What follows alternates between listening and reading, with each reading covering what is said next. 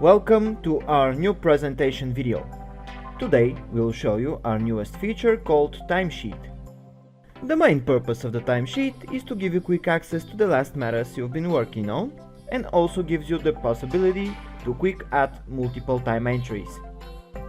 Without further ado, let's get into the main menu and click Timesheet. First, we have to select the employee. After that, we will get a list of the latest updated matters. We can add single time entry,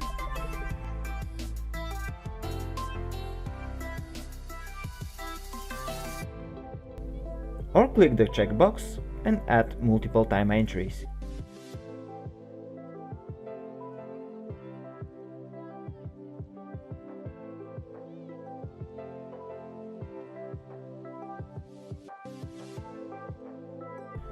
We can also use the copy button to apply the chosen description, rate and hours, or all. It's important to note that the copy button keeps the different billing rate.